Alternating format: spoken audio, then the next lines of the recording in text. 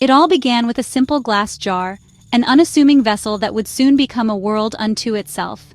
Inside, we placed a slice of bread and a piece of damp wood, each deliberately seeded with invisible mold spores, the silent architects of our little experiment.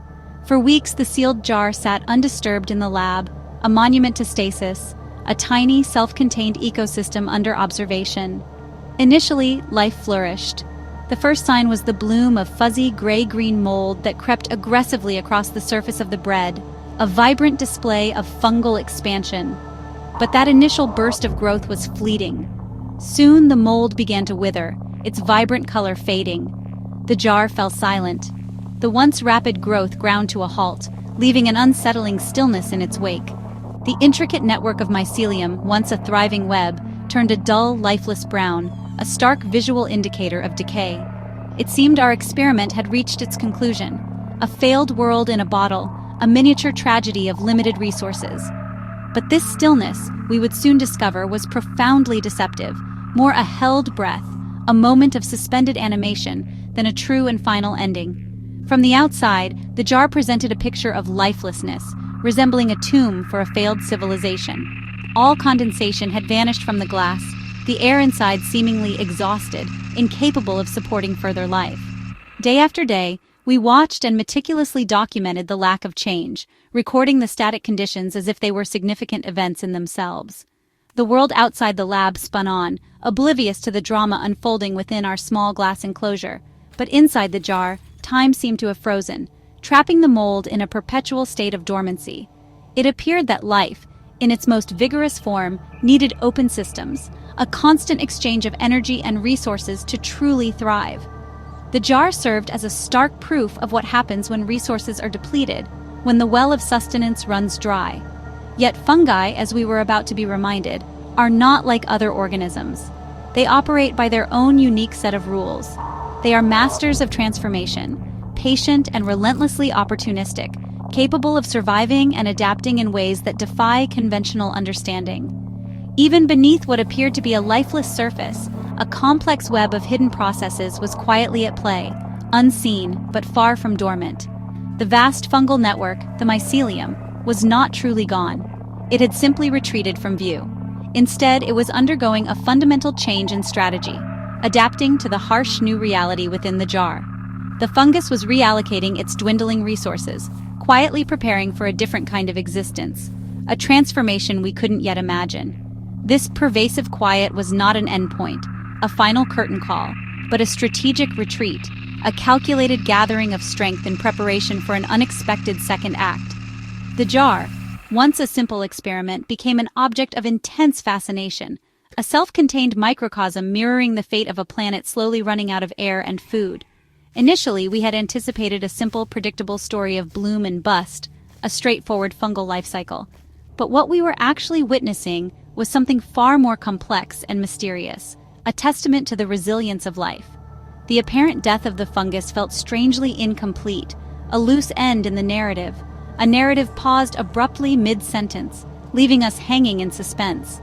Little did we know that the most astonishing chapter of this story, a remarkable transformation, was just about to begin. In the beginning, there was a flurry of activity. Within 24 hours, dormant spores answered the call of moisture and food. Hyphae emerged, weaving together into a visible cottony mycelium. The fungus claimed its new territory, spreading relentlessly. By day 3, the mycelium formed a thick velvety carpet, breaking down the bread with digestive enzymes. The air inside grew thick with the musty smell of life at work. Colors shifted as different molds competed: Aspergillus, Penicillium, each with its own survival strategy. The jar became a battlefield and a cradle, a place of conflict and creation. By day 10, the feast was ending. The bread was depleted, the fungal growth slowed, and the texture became denser. The first phase was complete. The fungus now faced a new challenge: how to survive in a world it had transformed. The initial whispers of life faded, leading to a profound stillness. Then, almost imperceptibly, the world inside the jar stopped. The frenetic activity, the outward expansion, all ceased. It was as if a switch had been flipped, plunging the miniature ecosystem into a state of suspended animation. The vibrant growth, once so vigorous, ceased entirely. No new tendrils reached out, no fresh spores burst forth. The mycelial frontier, that ever-advancing edge of the colony, held its position, unmoving, a silent testament to the shift in conditions. The once bright and varied colors faded, slowly but surely to a dull brownish gray, a monochrome palette reflecting the stagnation within. And eventually, the mold collapsed in on itself, transforming into a dry, brittle crust, a fragile shell of its former glory. From our perspective, observing from the outside, the experiment appeared to be over, the life cycle complete. The fungus, it seemed, had exhausted its readily available food and depleted the limited supply of oxygen within the sealed environment. The jar, once a vibrant microcosm, became a static display of decay, a biological still life. It stood as a testament to the inherent limits of a closed system, a reminder that all things require sustenance and exchange to thrive. This great pause, as we came to call it, was deeply unsettling, a stark contrast to the dynamic growth we had previously witnessed. The absence of change, the utter stillness, was somehow more mysterious, more profound than the rapid growth that had preceded it. Day after day, week after week, the jar looked exactly the same, an unchanging tableau in our laboratory. The condensation that had once clung to the glass vanished, the precious moisture now locked away within the fungal mass. It felt less like a living culture and more like a fossil, something unearthed from a long-forgotten past. A perfect, albeit lifeless record of life that had once been, a snapshot of a moment frozen in time. But perhaps, just perhaps, the fungus was not truly dead, but merely dormant, biding its time, waiting patiently, or perhaps gathering energy, conserving resources for a tougher task that lay ahead. The great pause, we realized, was a profound lesson in fungal patience, a demonstration of their remarkable ability to endure. It was a strategic reallocation of energy, a calculated retreat in preparation for a renewed offensive. Deep within the seemingly lifeless mass, the fungus was quietly digesting itself, breaking down old, inefficient parts to fuel the development of new, more resilient structures, recycling its own biomass. It was preparing, in its own slow and deliberate way, to tackle the wood that lay within the jar. A much tougher, more complex food source that would require a different set of tools and strategies to conquer. The stillness was not death, but the quiet of a factory retooling its machinery, preparing for a new product line, a new challenge. The jar, we began to suspect, was not a tomb, a final resting place, but a crucible, a place of intense pressure and transformation, forging the potential for new life, new growth, and new possibilities.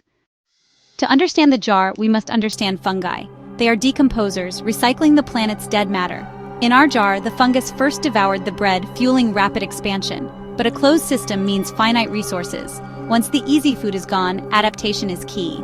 The Great Pause marked a metabolic shift. The fungus began producing enzymes to break down wood, cellulose, and lignin. This process is slow and energy-intensive, requiring conservation and redirection of resources. The mycelium is the main body, foraging for food. In the wild, it would produce fruiting bodies to release spores. In the sealed jar, the fungus had to adapt its life cycle entirely within the glass. The jar became a closed-loop decay system. Everything that died stayed within, fueling new growth. The fungus was now the engine of the ecosystem, recycling waste and managing its own weather. It was transforming dead matter into a dynamic, self-sustaining system. Around day 21, something truly remarkable and seemingly impossible happened within the confines of our little experiment. The fungal landscape underwent a dramatic shift. Tiny, glistening droplets mysteriously appeared on the mold's surface, catching the light like miniature jewels. These weren't mere condensation, they were exudates from the fungus itself, a clear sign of internal activity. The mycelium, the intricate network of fungal threads, was stirring with renewed purpose. It was pushing internal moisture to the surface, a crucial step signaling the imminent start of wood digestion. The process was about to begin in earnest. The Great Pause, that period of apparent dormancy, was finally over.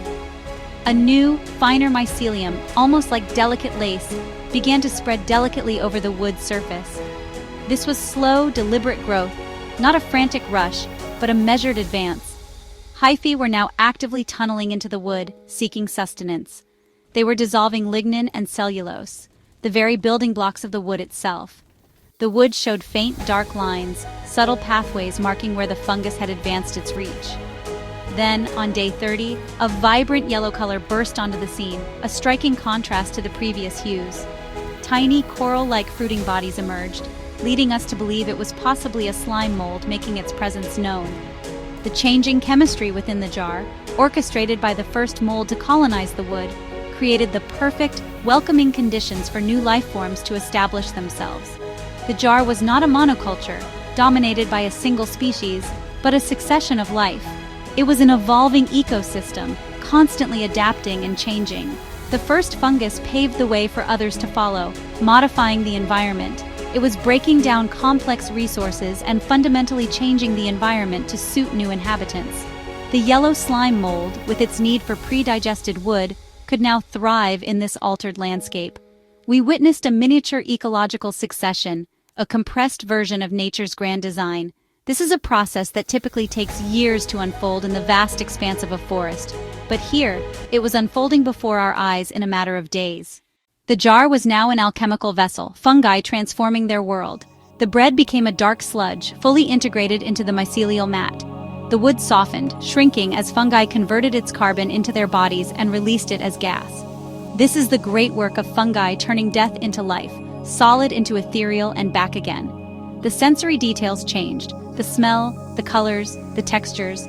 The bright yellow of slime mold contrasted with the dark brown of decomposing wood and pale mycelium. Every molecule was recycled, water released as metabolic fluid, carbon respired as CO2, nutrients reabsorbed. Nothing was wasted. The jar was a model of perfect efficiency. This alchemy happens everywhere. Fallen logs in forests, soil beneath our feet. The jar showed us, decay is not an end, but the engine of renewal. In the final days, the jar's ecosystem reached its zenith. The yellow slime mold transformed, forming stalks topped with dark spore heads, a miniature alien forest. The jar now contained multiple generations of life, a history written in layers of decay and growth. The original mold became the living substrate for new life, its mycelial network managing water and nutrients. Pioneer species don't disappear, they become the foundation for future communities. The environment found a new equilibrium. Condensation reappeared, the jar breathed, cycling water and heat. The air, once depleted, was now rich with gases from the fungi, a unique self-made atmosphere. The jar was no longer just a container, but a self-regulating biosphere. On day 45, we saw not an experiment, but a world, complex, adaptive, and unexpected.